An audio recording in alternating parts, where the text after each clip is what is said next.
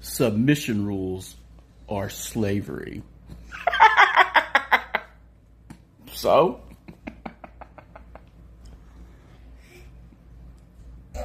You're fighting creatures who worship strength and makes right. So if you dominate them, they think you should be in charge. Right? That's their philosophy. Might makes right. The largest dominates the rest. And they're craven, evil creatures.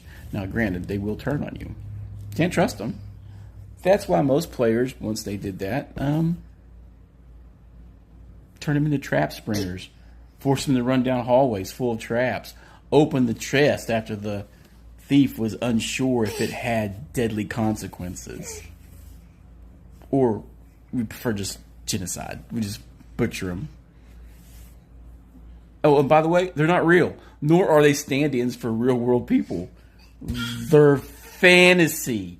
They're figments of your imagination. Now, I do realize that the people who think you can imagine yourself being a different sex and gender is reality would think that these fantasy figures are real, or that they over-identified with a work of fiction and now the only book they ever read seems to be Harry Potter. You're all retarded.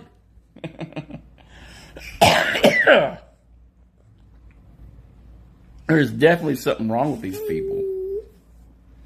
Subdual. I don't do subdual damage that much in my games. My guys are a little too bloodthirsty.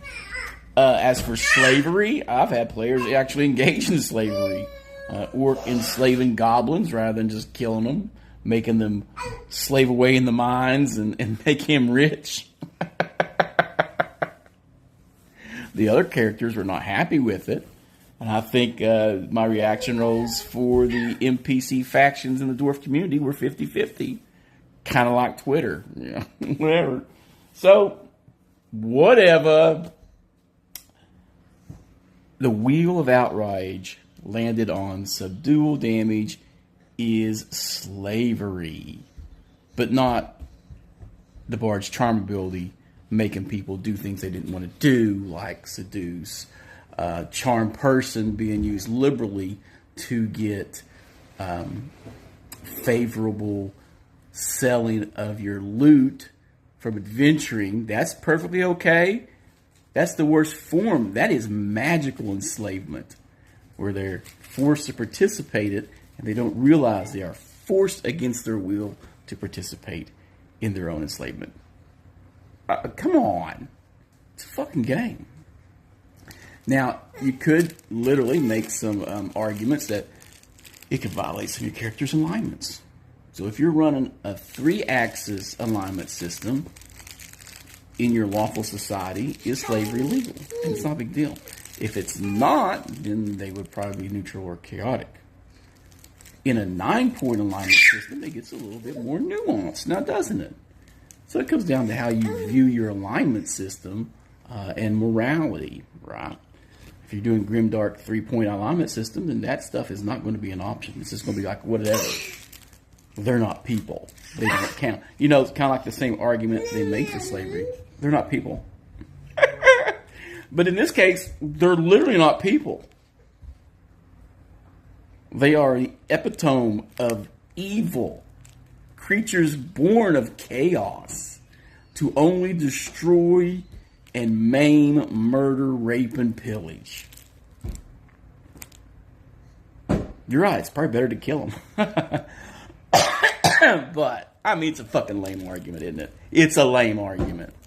I gotta overthink this. You got too much time on your hands. Maybe this game ain't for you.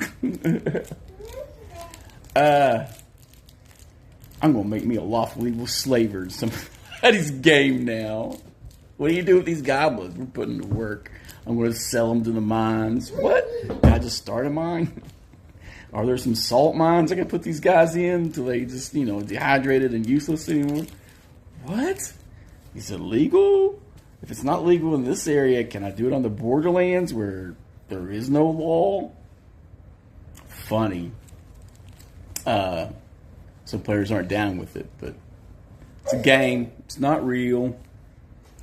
It is simply a fantasy game, and these are not real people being enslaved. Or, maybe you dominate him and you make him into a lifelong henchman. Kind of like, what was his name? Something Q something other, Robilar's orc retainer. Right? Many times I've hired humanoids as a player character and done the faction war. Why wipe out the orcs when I can enlist them to help me kill the goblins and the gnolls? Do they work? Are they cheaper than hiring man-at-arms from town? And by using humanoid forces, don't I preserve human life on the Borderlands by getting the creatures to kill each other instead of humans, thus enriching civilization and expanding civilization's reach because we're diminishing the number of the enemy, the humanoids on the Borderlands, by them killing each other and supplying arms to the orcs or hobgoblins to do all our dirty work. I mean, it worked for the English.